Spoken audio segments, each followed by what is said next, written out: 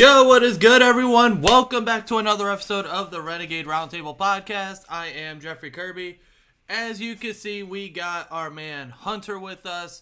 He is, I believe this is your third or fourth time on the channel, second time on the podcast. What's up, Bill's Pod? How you doing?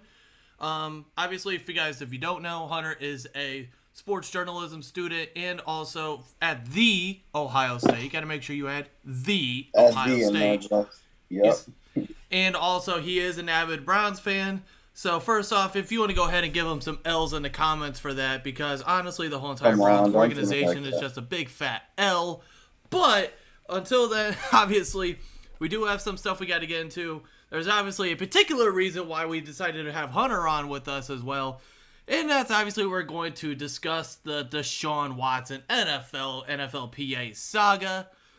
That's obviously going to get discussed. First, though, we do have to talk about some breaking news that did come out earlier today. And that was obviously Diontae Johnson did get his extension that we've all been waiting for. And honestly, I'm happy about the way that this deal happened. Because for me, the way I look at it, and actually here I'm trying to pull up my notes, but apparently they don't want to pop up. There we go. Diontae Johnson, the way this got set up, 2 years, $36.71 million extension. So in reality, it's, obviously with this year, end up being a 3-year deal with $27 million guaranteed, $19 million in year one. And he is 17th in the NFL among wide receivers with an AAV of $18.3 million. Yeah, I think this deal for Diontae Johnson, I think it's a very good deal for the Pittsburgh Steelers when you look at it. You only give Diontae Johnson 2 years.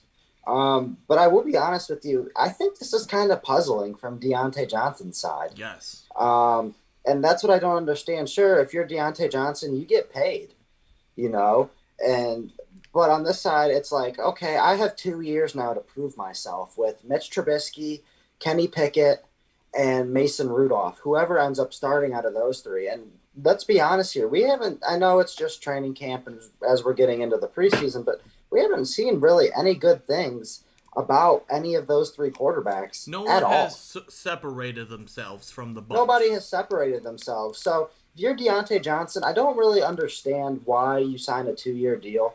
My man KJ from my softball team is watching. Yep, what's up, KJ? What's up, KJ? But yeah, I don't really understand what the thought process is for Diontae Johnson. Maybe it's okay, let me secure the bag and see what happens from here, and he's betting on himself.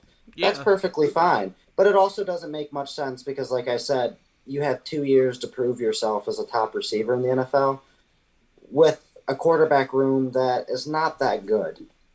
So I think this contract right now is a huge win for the Pittsburgh Steelers because, in 2 years, if you're going to have to pay Chase Claypool, if he turns out to be, what we expected him to be, or, how good George Pickens becomes. Which he's looking like a dog so far from what we've been seeing out of camp.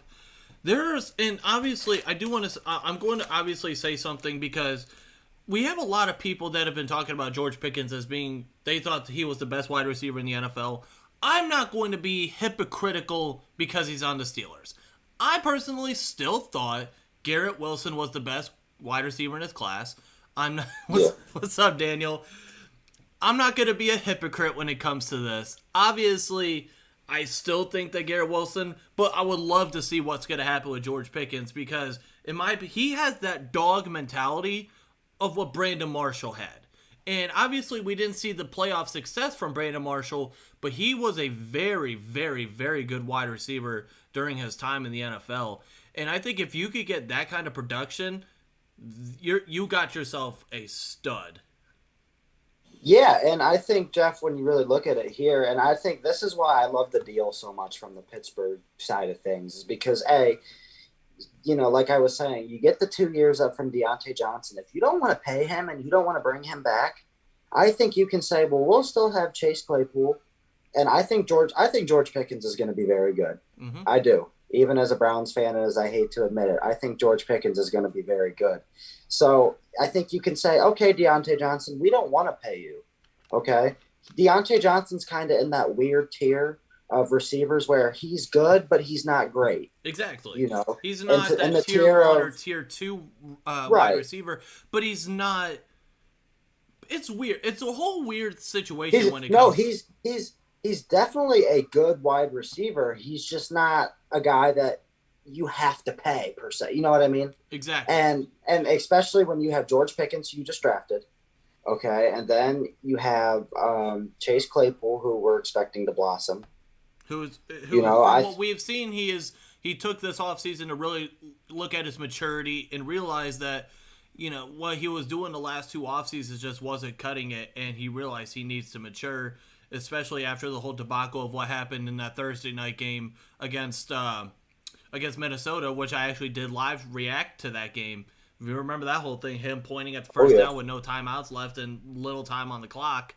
I mean, stuff like that. And then him, obviously, remember him bitching and complaining about the Browns and stuff after the 2020 playoff game. He's going on Twitch, yapping his mouth and all that, blah, blah, blah.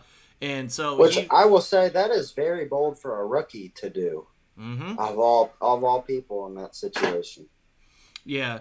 KJ Alga said Brandon Marshall. The reason why I compared George Pickens to Brandon Marshall was because of that dog mentality that he had. Both of them, they have that dog mentality.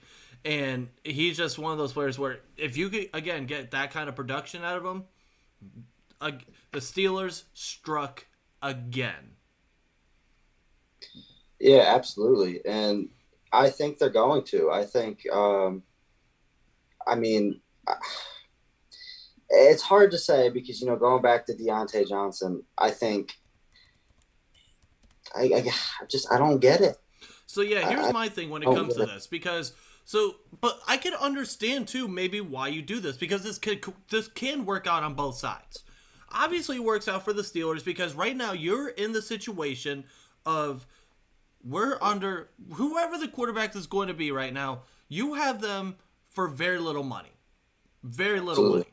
And so, especially if it's going to be Kenny Pickett for years to come, right now you're in the situation of you're able to pay basically what Cincinnati is going to be able to do right now for the next maybe year or so, where you were able to go out and invest in other positions knowing that you're not having to pay your quarterback a shit ton of money. And I think that's what's really benefiting right now. That's why you were able to go and do this. That's why you were able to go and really revamp that offensive line, going to get James Daniels, going to get Mason Cole. And obviously now you're having the guard competition between Kendrick Green and Kevin Dotson. Is just, I think that's what they're realizing right now. And you have this technically, it's a 2-year extension, but it's going to be going for 3 years. He'll be at the age of 29 when he's a free agent again. If he continues to ball out, he could cash out again. So absolutely. We know the wide receiver market's going to continue to do this over time. So yeah, I can maybe understand why you take that deal now. It's another situation of you quote unquote betting on yourself, because what happens if you don't sign and you say you're going to bet on yourself? The perfect example is Baker Mayfield. Yeah, I think. What's up? What's good, Big Oz? First, I'll acknowledge KJ's comment because I want to have a discussion about Dan's. I mean, KJ's right, and I think when it comes to the draft every year, I think of the Baltimore Ravens as always having the perfect draft. They always know what to do. They always address their needs, and it just seems like they're always bringing in guys that are going to make an instant impact no matter what round it is. Well, look at and same with Pittsburgh too. I love the way Pittsburgh drafts as well. Yeah, because when you look at what Baltimore has done, their drafts have been led by Ozzie Newsome for so long, and then you had Eric DeCosta who came in. He was able to learn from Ozzie Newsome. That's exactly what's going on with Pittsburgh this year. Omar Khan was able to learn and understand. He's been with the organization just as long as Kevin Colbert. So those two, they know each other. He's had 20 years of learning that the GM position from one of the more respected GMs in football when it came to Kevin Colbert, and especially when it comes to the draft. So that's why I think right now I feel still pretty good about this, and it's very weird when it comes to, like you said, going back to the Diontae Johnson thing. There's some contracts where you feel like the player really won. There's some that you feel like that are smack dab in the middle. It works for both. then there's some that you feel like the team really won. Like, for an example, Chooks Okorafor.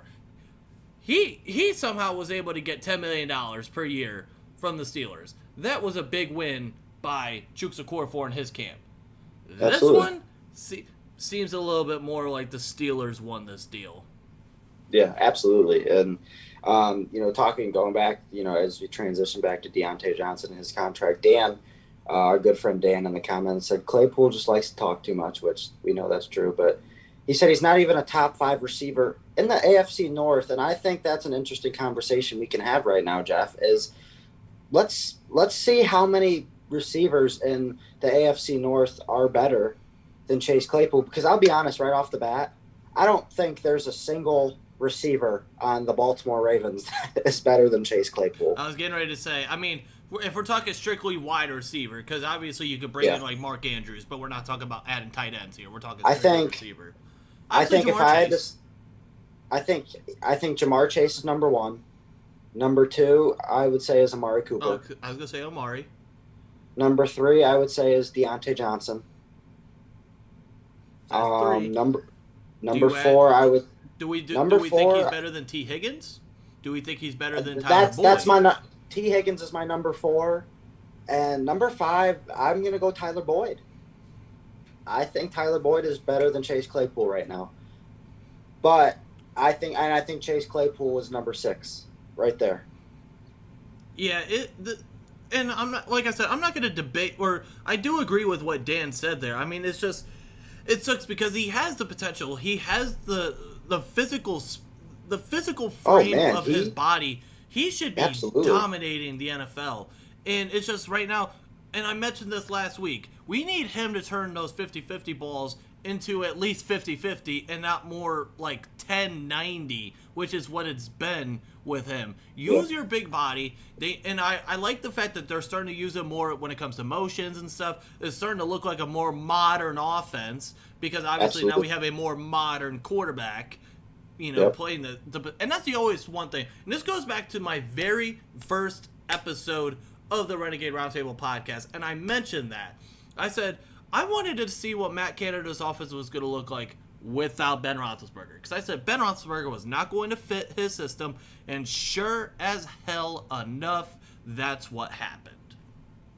So now let's see what happens when you get a quarterback who is going to actually fit the system that you're wanting to run, and then we'll see what happens. Yeah, I think... Yeah, no, I was going to try to say something, but I agree with you there. Definitely agree. But yeah, I mean, other than that, that's all. I mean, when you look at it, Diontae Johnson last year, he was 10th in the NFL in receiving yards, tied for 5th in receptions, tied for 16th in touchdowns, and 12th in yards per game. So, I mean, he definitely had himself a career year. We'll see if he can elevate that yet again. And because I think the one thing that is very nice about Diontae Johnson is the fact that he can get open very quickly. And I think that's very important for, especially when Kenny Pickett comes in, that's going to be very important for him to have a guy that he knows that can get open quickly. And that's going to help, he's going to feel more comfortable with that as well. Absolutely. Dan says, daily reminder that TJ Watt isn't a 99, but he should be. Thank you. Hey, I appreciate that.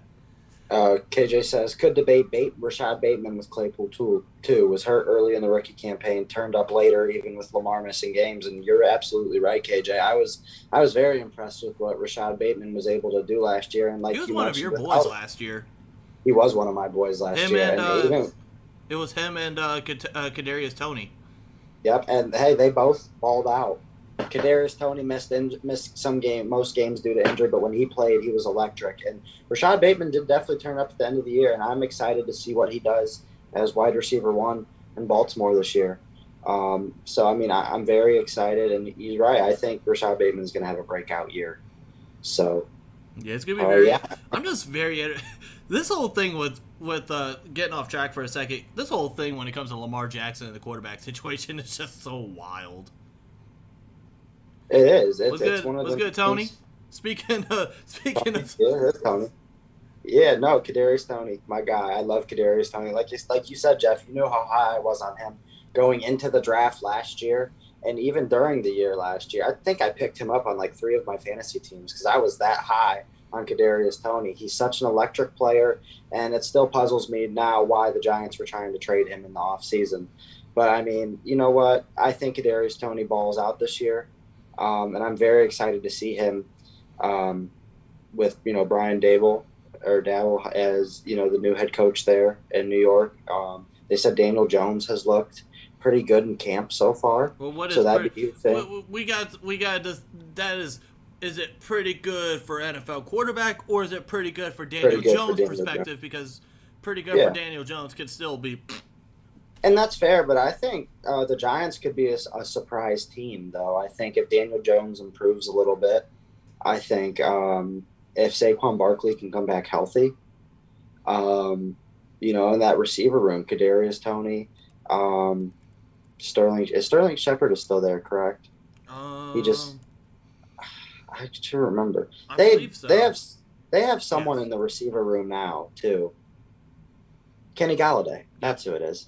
Forgot about Kenny Galladay. That's who it is. I couldn't think of it. I don't blame you forgetting about him. But Tony says Giants are my sleeper team if healthy. I 100% agree. Hey, if you look at it though, when you look at the division, I mean, you have Dallas. They took a step back in terms of. I mean, they're taking a step back. Washington, I don't really have much faith in Washington. You have Philadelphia. I mean, Philadelphia is interesting. I mean, we'll see what happens. What's good, Justin? We're gonna. It sounds like the way these comments are gonna. We're gonna get into that here in a minute because this is gonna get great. This is gonna be funny. Yeah, with that division, I mean, very well they could. I mean, you have Washington who. I mean, we don't know exactly what Philadelphia is going to be like, but we'll see. I think Philadelphia is going to have a good year. I think Jalen Hurts improves. Getting A.J. Brown was nice. Year 2 of Devontae Smith. I agree, KJ. I think Philly has a good shot of winning that division. I think it's up for grabs right now. But at the end of the day, I do think the most talented team is the Dallas Cowboys.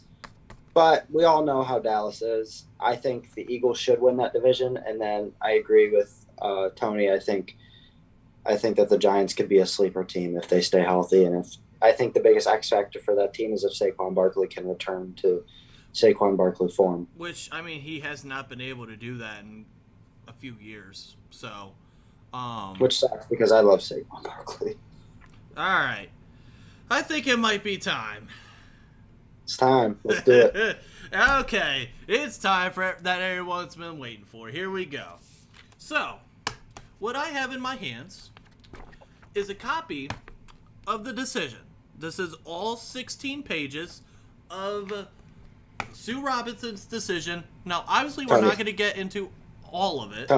Tony's right, by the way. Did you see his comment? Dallas will somehow find a way to go 8-8 even with. Hey, I mean, shit, just tie. I mean, we went 9-7-1 last year. Might as well tie and go 8-8. Fucking call him Jason Garrett 2.0. But yeah, I want to get into some. Obviously, we're gonna get into the decision part. We're gonna go this step by step. Go by the decision, and then we're gonna go obviously into the appeal and then the lawsuit. Before we start, I want to say one thing. Go ahead. If we get into an argument, Justin, you better have my back in here. That's all I'm gonna say. Here we go. Okay, here we go. Yeah, because as of right now, it literally seems like I'm pinned, but it's okay. So obviously, when it comes to this, for those that did not read it, I read all 16 pages of this. Can I, before you start, can I make myself clear on my stance on Deshaun Watson? Oh boy, here we go.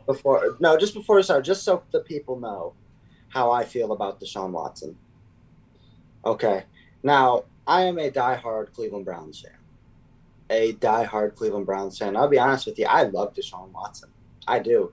On the field, I think Deshaun Watson is one of the best quarterbacks in the game. I think at worst, he's a top 7-8 quarterback at worst. But off the field, this whole situation is absolutely alarming.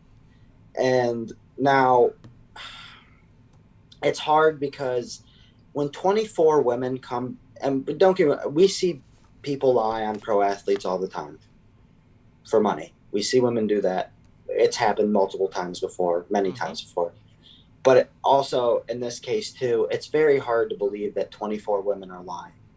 Yeah, that's exactly what I've always said. 24 women are not lying, but not all 24 are telling the truth. Absolutely. And that's the thing that, is where it's very tough. Because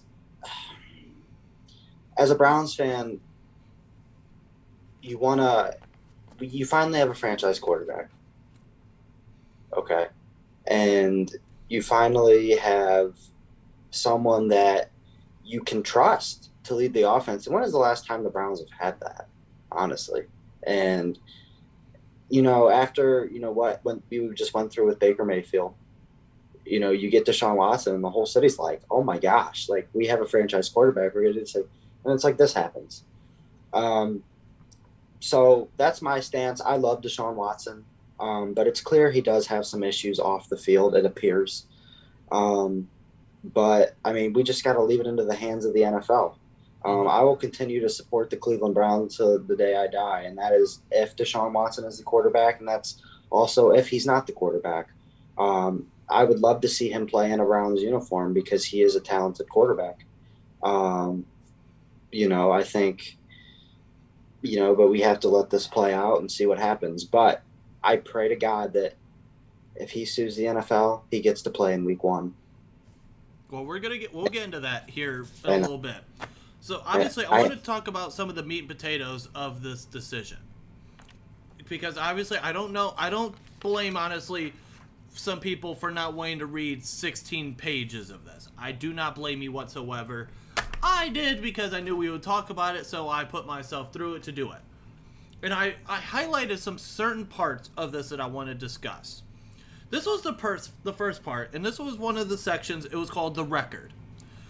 The record was complied in connection with the NFL's allegations that Deshaun Watson, a player in the NFL, violated 3 provisions of the policy by engaging in, number 1, sexual assault, number 2, conduct that poses a genuine danger to the safety and well-being of another person, and 3, conduct that undermines or puts at risk the integrity of the NFL. First and foremost, you knew right off the bat one of those were good. You could say one of those were violated, even if everything was wrong, everything was false. One of those was going to you would make the claim that one of those got violated immediately. Right. The second part that I want to get into here was a section that was called talk about the actual investigation. Despite having access to team-provided and approved massage therapists, Mr. Watson sought out private massages and, according to the NFL, quote, used his status as an NFL player as a pretext to engage in premeditated pattern of predatory behavior towards multiple women. And not that you like, but she used the word predatory. Right. That becomes a little concerning. And then we go into this a little bit more. One part of this was once in a massage session, or once in each of the massage sessions, each of the therapists alleged that Mr. Watson engaged in what the NFL has characterized as sexualized behavior. This behavior included Mr. Watson's instances that the therapists work on his focus points with just a towel as cover. When he turned over on his back, it is alleged that Mr. Watson exposed his erect penis and purposefully contacted the therapist's hands and arms multiple times with an erect penis. One of the therapists alleged that Mr. Watson not only contacted her arm multiple times, but that he ejaculated on her arm. That is interesting. And I see Justin's comments. I'm going to say no comment. That's why I'm just like, jeez. And then it was her findings. The NFL contends that Mr. Watson committed sexual assault by alleging touching his penis to the women without their consent. And then it goes on for a minute. Therefore, it is the NFL's burden to prove that it is more likely than not that 1, Mr. Watson intended to cause contact with his penis, and 2, he did so for a sexual purpose, and 3, he knew that such contact was unwanted. There is also no dispute that he reached out for private massage sessions with women whose professional qualifications were unknown to him, nor were the professional qualifications explored by him. Mr. Watson was always forecast his desire that certain areas of his body be massaged, including his lower back, glutes, abs, and groin area. There is evidence in the record that Mr. Watson's focus points, the lower back, glutes, abs, and groin area, are legitimate focus points for professional athletes. Moreover, it is not unusual for therapists to inadvertently contact the male's client's penis while treating these legitimate focus points, nor for male clients to get an erect penis. None of us are shocked. If you're going to get a massage, your dick's going to get hard. It's going to happen. Let's be honest here. He insisted on having the therapist focus on areas of his body that is not uncommonly triggered or whatever, and he engaged in this pattern of conduct multiple times. I find this sufficient circumstantial evidence to support the NFL's contention not only that the contact occurred, but that Mr. Watson was aware that contact probably would occur, and that Mr. Watson had a sexual purpose, not just for therapeutical purpose, in making these arrangements with these particular therapists. So far that's just through one part of it, and she said that he violated the part of the conduct policy which was referring to, qualifies of sexual assault. Do you have anything you want to mention on that before we continue? No, I think the only thing that that when you look at that and you go back to the finding of Sue Robinson calling him his actions predatory, that's not a good look at all, and it kind of makes you wonder too if how in the world he only got 6 games to begin with. Mm-hmm. If the person that is making the ruling on the case only gave him 6 games, I mean, for saying and also calling him predatory, it's kind of interesting. Well, and if the findings are true about him ejaculating on the woman's arm and all, that's not okay. That is not okay at all. And I mean, it's horrible. And Deshaun Watson definitely has some issues. So like you said, I think it depends. I mean, I'm not going to get too deep into the whole getting a boner when you get a massage thing. I mean, I'll let you have your comment on that. But, just regardless, it's just something. I don't think necessarily calling him a predator is a little over the top. I mean, it's 24 women. I mean, like we said, I mean, and the Texans settled with 30. Yeah, and that's the thing is like, all 24 might not be telling the truth, but not all 24 are lying. Here, let me say this. So obviously, it's weird. So like on Snapchat, athletes will have Snapchats or whatever, and they post stuff or whatever. I don't know if you do. So Jason Tatum is one of the guys that I follow on Snapchat, or ad or whatever, blah blah blah, and he posts all the time of like pictures or whatever of him, getting massages or whatever by basically a team therapist, where it's like obviously we know they happen, but it's like for him he's posting the fact it's a team person, and he's been doing that for a while now. This whole thing is just weird. It's all he said, she said. Why are we so quick to just believe one person's word? Let me say something about that comment real quick, Justin. You're right. It is all he said, she said, for the most part. But here's the thing that people don't understand, and I'm not saying you specifically, but I'm just saying in general, is that let's say you're at school, okay, and let's say you're out at recess and you hit one of your classmates, okay. And the teacher asks the class, Did you do it? And 24 of them say you did, and you're the only one that said no. You're defending yourself in this case. The teacher, everyone's going to believe the 24 kids. It is a bunch of he said, she said, but when you have that many people in agreement against just you, then it's kind of and I agree with you, KJ. Why is he getting 30 different people to massage it's him? Actually it's upwards of 60 different women. Yeah, and it's just it does look shady. Why do you need 60 different people to massage you? You know what I mean? I could see, honestly, at the max, maybe 5. I don't know. I don't really know. Maybe 5 if, you say, yeah, but in a court of law, you need hard facts to convict someone. And that's why he wasn't convicted in the court of law. I give Justin right on that. That's why he faced no criminal charges. But I think also at the same time, it's such a difficult situation because it's like, I'm sure it happens. Other fans look at us like we're nuts. How can you support this guy? How are you, and I'll be the first one to admit, okay, your fandom for a team sometimes gets in the way. And I think for Browns fans, that's what happens. And I'll be honest, I'm one of the first people that will admit that because, I think Deshaun Watson has some issues off the field? Yeah, I do. I don't understand why you need 60 different women to massage you. I think also at the same time,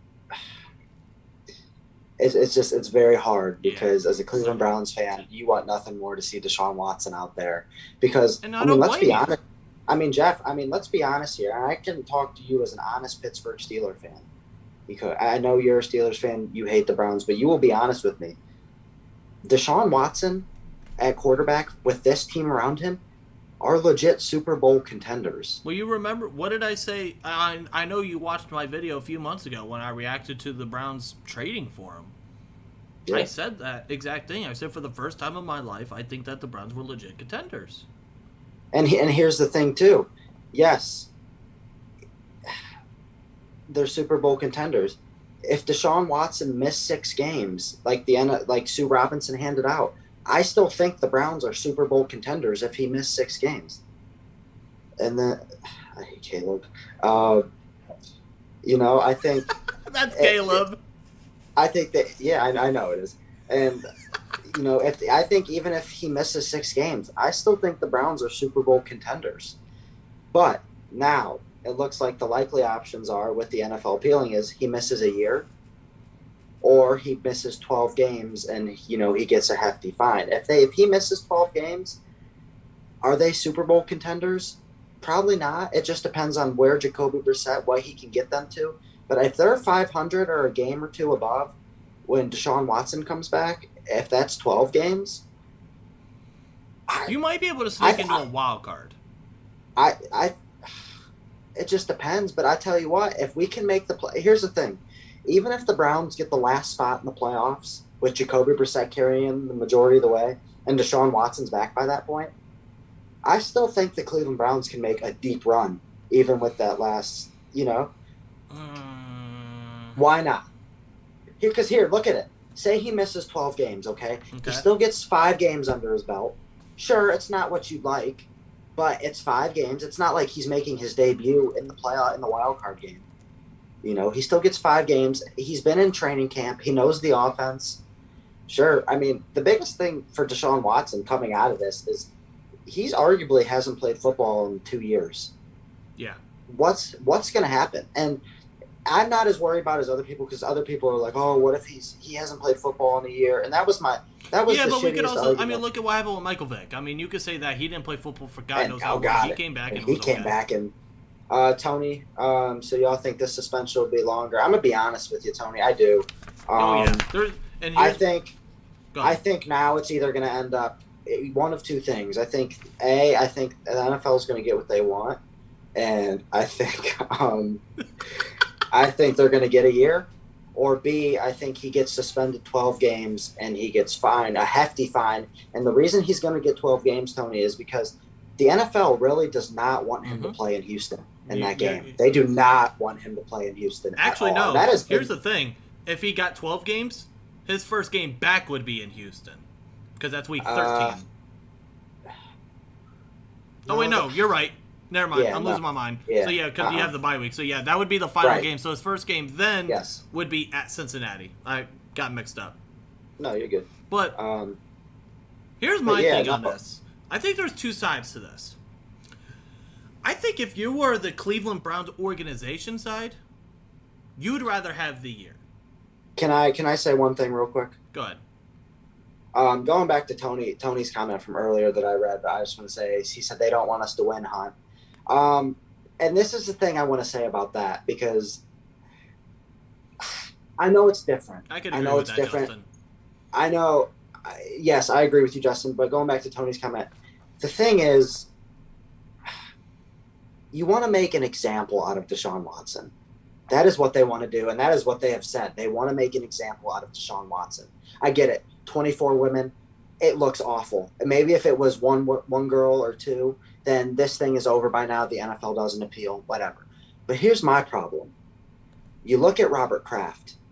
You look at guys like Ezekiel Elliott. Guys like Ray Rice. Sure, they're not all the same, these instances. Even Kareem Hunt, you could say. You look at their instances, and it's like, okay, we'll give you a 6-game suspension. Like they gave Watson. Give you a 6-game suspension. We'll give Ray Rice a 4-game suspension. Okay? There is evidence.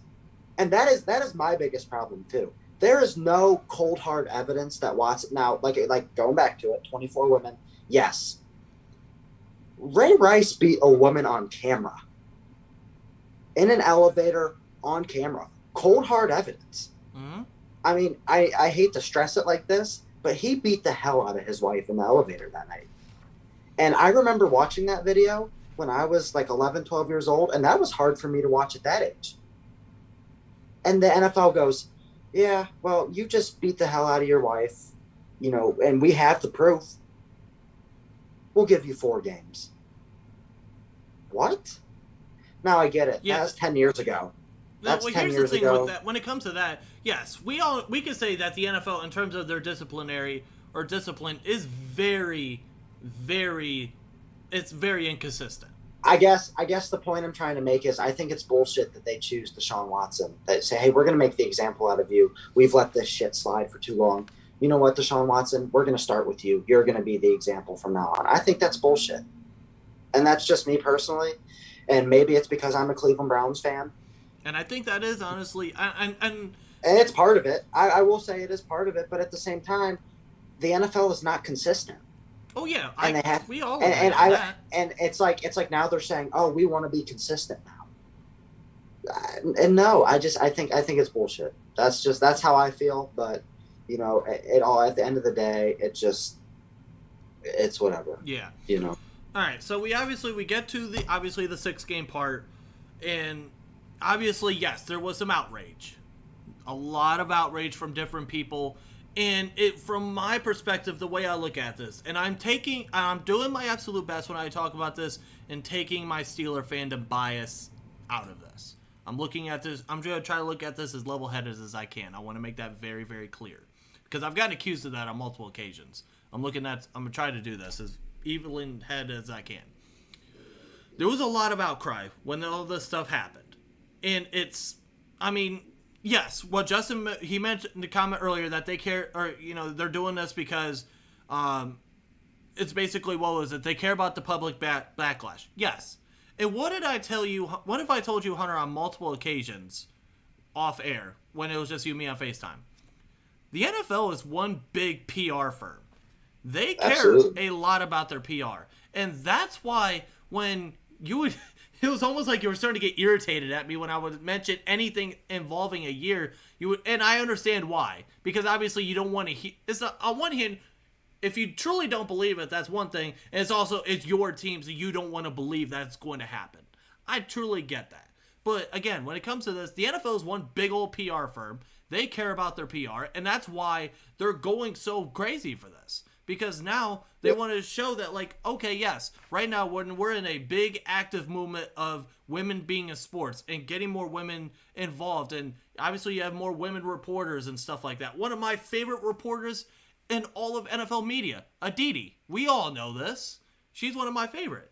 And I love the fact that, I mean, I'll mention her name one of the very few times. We had as Stone, one of our old co-hosts. You know, that was one thing that we always loved, was the fact that we were able to get women involved in something that was sports related, because yes, women do belong in sports. And it doesn't matter whether you're a man or a woman. If you know sports, you know sports. And at the end of the day, when it comes to this, that's taking a decent chunk of your demographic out of this. And we all sure as hell know the NFL cares a lot about that. So they're going to do whatever it takes to bring this back in. Yeah, definitely agree with you there. And the other thing is, and this is what's funny about this, and I heard this argument of, obviously the NFL appealing this.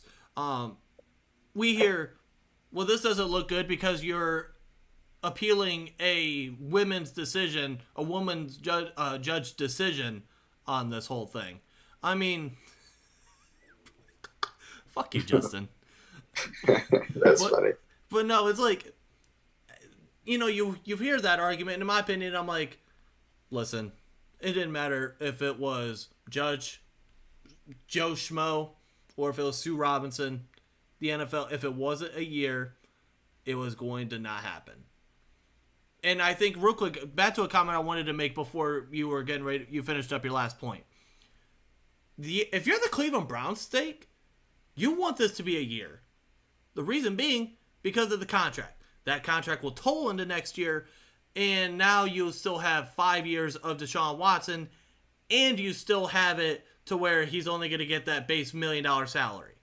And I saw the whole outcry when it came to the big NFL media and the way that they structured his contract.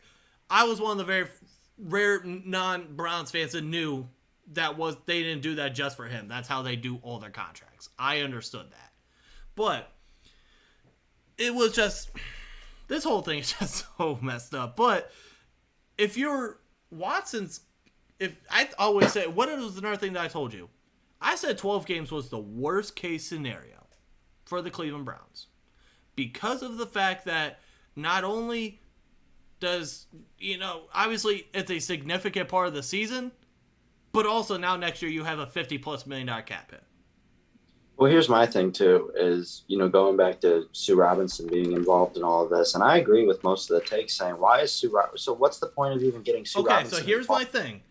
And I understand, and I know that you know this, but I need to make this very, very clear for everyone that doesn't understand. The NFL, and it's weird that the NFLPA agreed to this, but at the end of the day, in negotiations, the NFL Players Association agreed. They knew that both sides have the opportunity to appeal.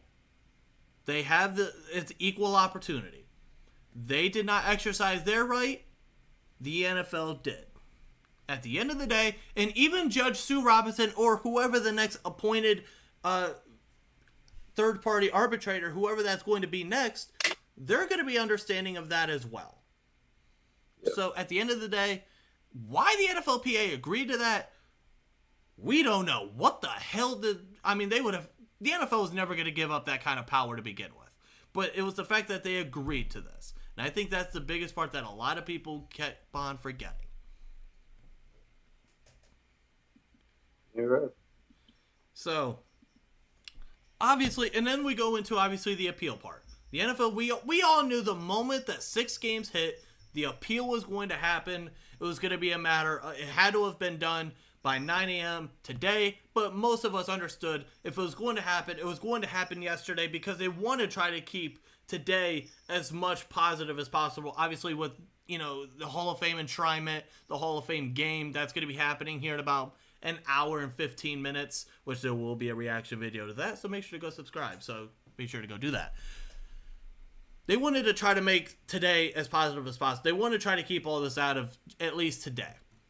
Now, so we had that happen. And we all knew the moment that they appealed, the NFLPA they were going to sue.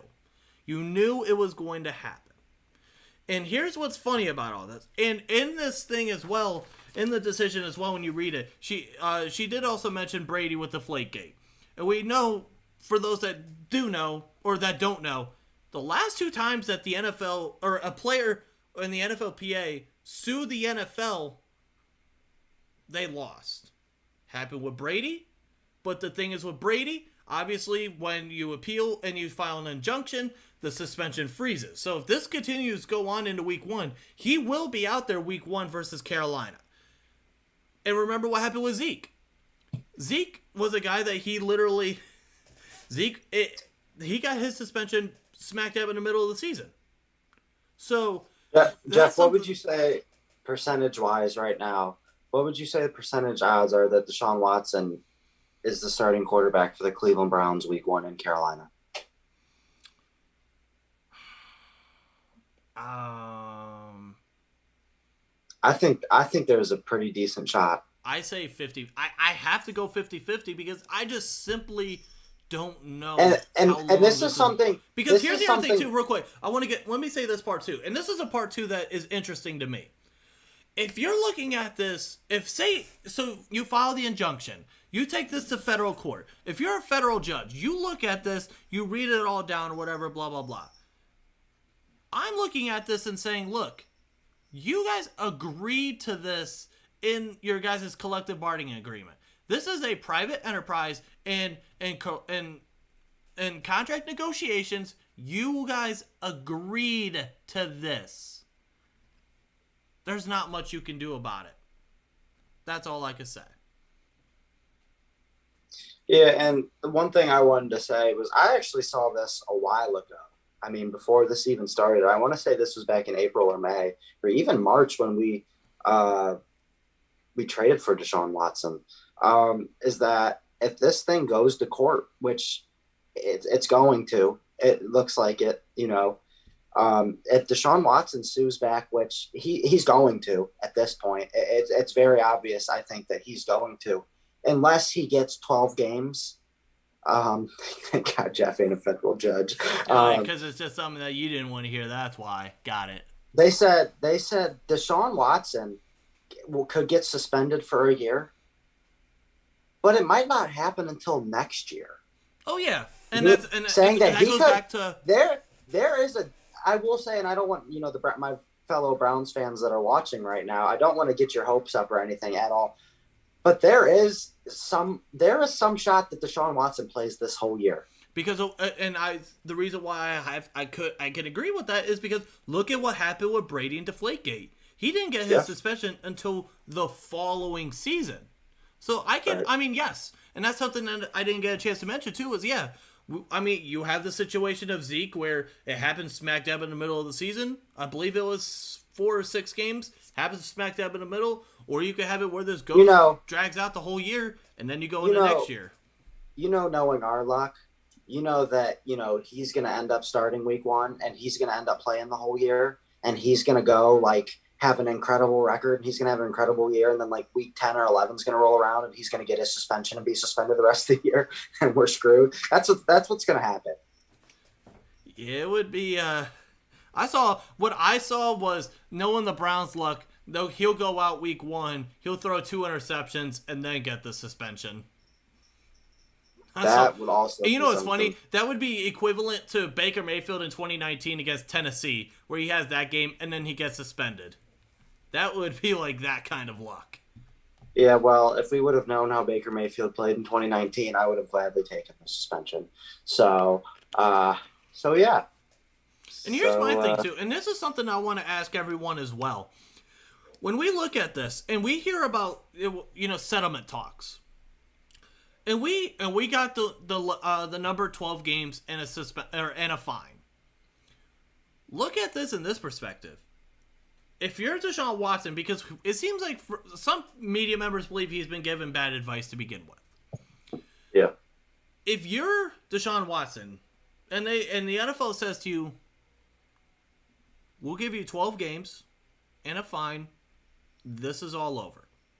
But if you say no, you're not going to like what happens. if you look at it from that perspective, maybe because you know that the NFL all along wanted the year. An indefinite suspension with a minimum of 1 year, which I don't see this. I wouldn't see that dragging out even more into 2023. Unless, obviously, I just don't see it happening. But you have that, or you could take the 12 games, take the fine, and then it's all over. We don't know. Now I understand maybe why you want to do it if you're the NFLPA perspective, because you want to show that you're fighting back and you're just not going to let the NFL bully you. But if you're in that case, it makes you wonder what the decision could be then if you're Deshaun Watson and your thought process on it. Yeah, I mean, it's honestly, I mean, this is just a big mess. I mean, I'll be honest with you, I can't wait till it's over. It's good. It's just getting started at this point. Yeah, no kidding. But I hope he's able. I'd be honest with you, I'll take the suspension next year. Let him play this year. And then on top of, what's funny though, is obviously because you can say that as a fan because it doesn't affect, when it comes to money or whatever. A suspension next year costs him a lot more money. A lot more money. Not that obviously the fan cares because it's not their money, but it's just something, Let me ask you a question. You said what? Let me ask you a question as a non-Browns fan. Okay.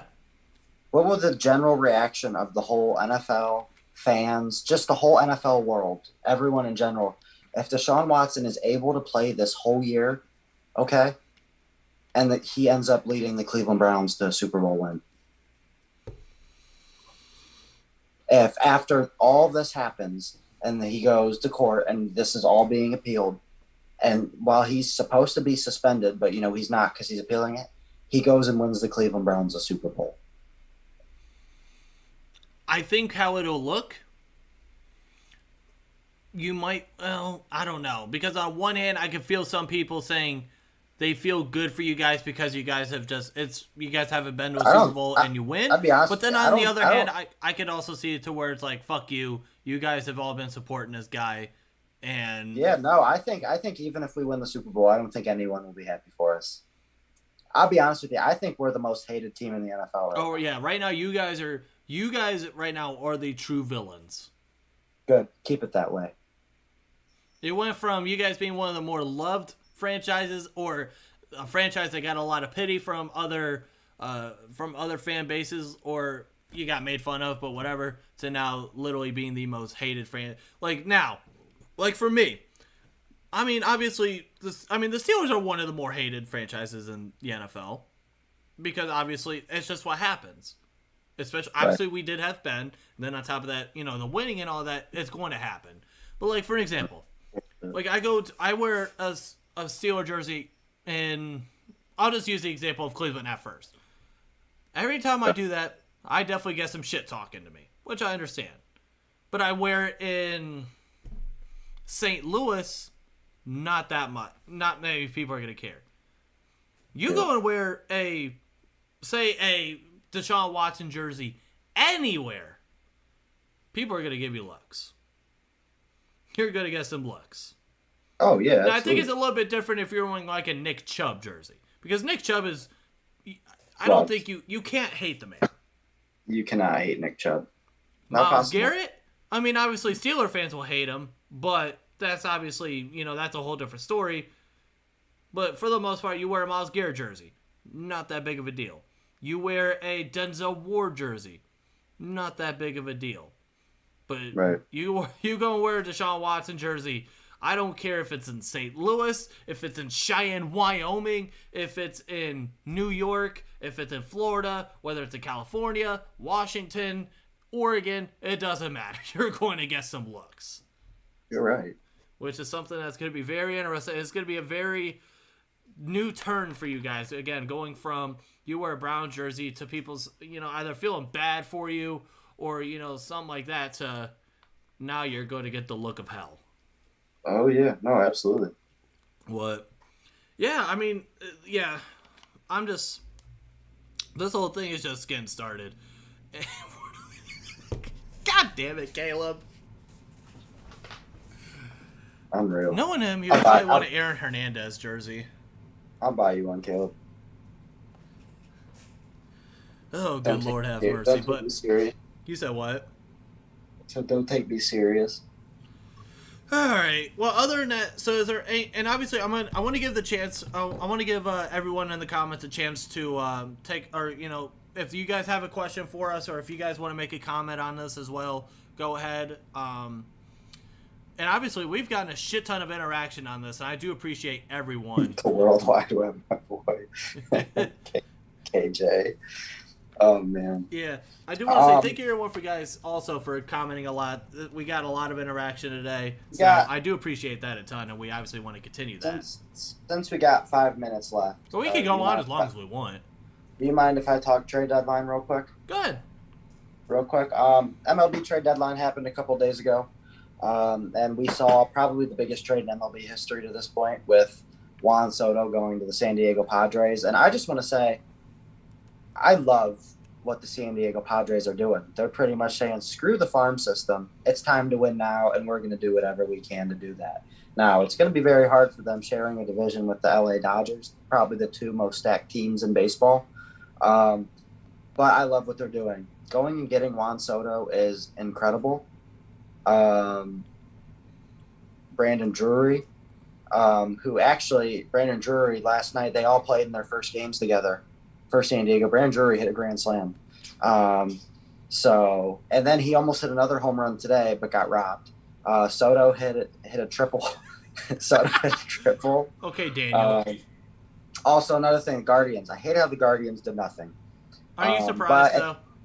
No, but at the same time, their call-ups from the minor leagues are pretty much their trade deadline. And that's exactly how they do this every year. They always mention how they either, if there's people on that are injured or on the IL and they're coming back, they always say they're acquiring them, or the come-ups, or people who are getting called up. This is what happens every year with you guys. Caleb, go to McDonald's and make me a McChicken, please. He's there right now.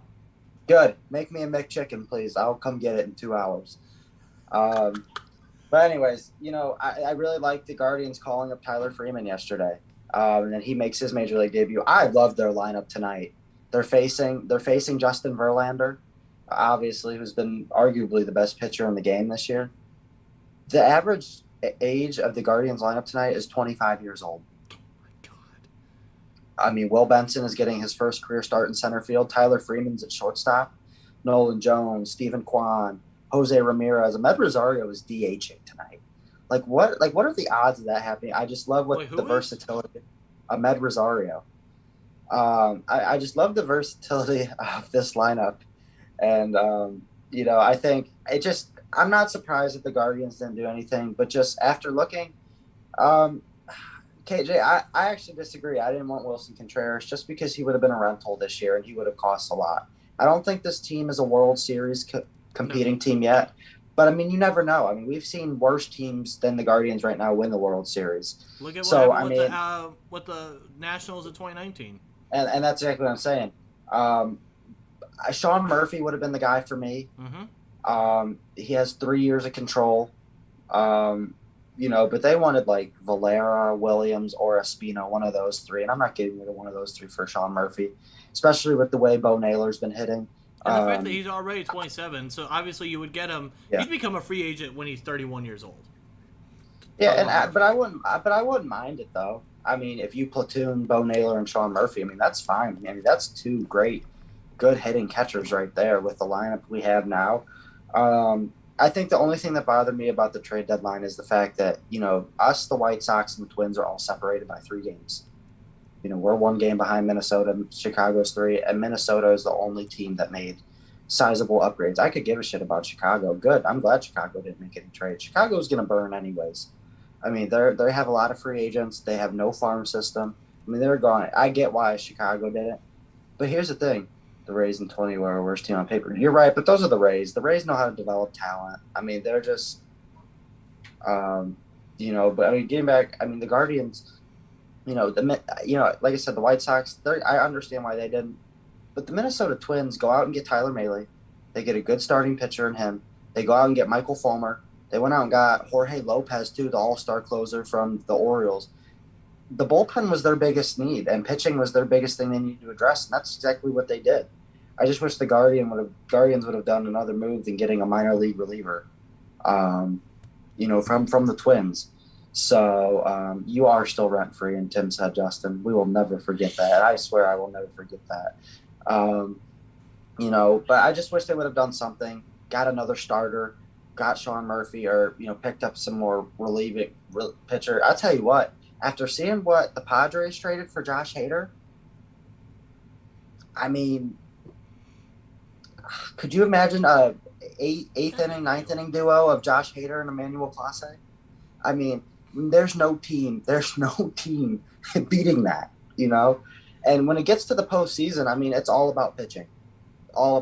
Because I tell you what, now that the Mets have Jacob deGrom back in a 3-game series, or a 5-game series, if you got to face deGrom and Scherzer in games 1 and 2, good luck. You're not winning. And that's why, this pitching staff that the Guardians have right now is not going to carry you through the postseason. Shane Bieber has been decent at best this year. Our best pitcher this year by far has been Tristan McKenzie. And that's a great thing to look for the future. But now it's like, okay, what do you do with Bieber? Do you trade him? Do you extend him? Because I'll tell you what, that big extension they wanted to give him in the offseason, I'm not giving it to him anymore. I'm not. And, Aaron Savali's replaceable. Kyle Quantrill is replaceable. And, yes, we have a good farm system coming up. Gavin Williams, Daniel Espino. We have some pitching coming up. But then you're also going to need some established major league talent too. So I just wish they would have done more. But overall, very good trade deadline. Love the Padres move. I know Soto actually just hit a triple a little bit ago for the. I know. Obviously, the one transaction I really want to get into was the Pirates trading Jose Quintana and Chris Stratton to the Cardinals for Johan Oviedo and Malcolm Nunez. Hey, Justin, what did Savali test positive for the time we were at the game? Just wait. You'll see it pop up in a second. But yeah, no, I think, and that's a good case scenario for the Pirates when you look at it. Is Quintana a guy who is a decent starting pitcher? Here's the thing: when it came to this, we knew the moment that we signed him, he was going to be a trade piece at the deadline. We knew it was going to happen. Yeah, and he turned out to be a pretty decent pitcher this year for the Pirates, which turned out to be a best case scenario for the Pirates. You trade him for some prospects. My thing is too, the one thing that I was very upset at was the Mets trading for Daniel Vogelbach, because oh my god, he went to New York, and he's just going ape shit. Yeah, he had a grand slam last night. Yeah. God, I love Daniel Vogelbach. And you know who's starting to heat up too? Francisco Lindor. He's starting to get going for the Mets. So you know what I need to heat up? Hey, Charrington, do me a favor. You want to heat up some DFAing Josh Van Meter? You dumb son of a bitch. Why the fuck is he still on this goddamn team? You already DFA'd one of them and Yoshi to trash go. Why not go ahead and let him go? And while you're at it, might as well go ahead and let Greg Allen go, because what the fuck are they doing on this damn team still? What is the purpose of letting them on the damn team? Okay, easy on Greg Allen. That's Cleveland Indians legend Greg Allen. And also, Justin and I are throwing a party because Ernie Clement got sent down yesterday. So that's Justin's favorite player. All I gotta say is whoever. There's always that one Ernie Clement guy that fucking comments on his shit. It's always like, I'm surprised he hasn't commented on this shit in a while. Yeah. Yeah. Me too. It's all because Vogelbach. No, if anything, I can't make the joke I want to say because y'all wouldn't understand it, but we'll just say for this case, yes. And you know what? We stand with Dan Vogelbach, honestly. And the fact that when I got to see him earlier this year against the Yankees, I saw him go yard, and we ended up also beating the Yankees. Again, another reminder: fuck you, New York Yankees.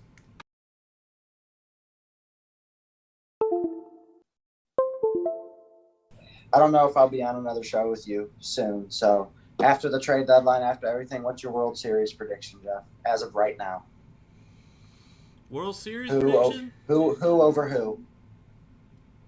I don't. I'm gonna go rematch of the 2000 World Series, Subway Series, Yankees Mets. Oh, that would be fun. Jeff, I know that Ernie is here. Do you really think I have enough fucking time? I already have enough accounts as is. You think I have enough time to do that one too?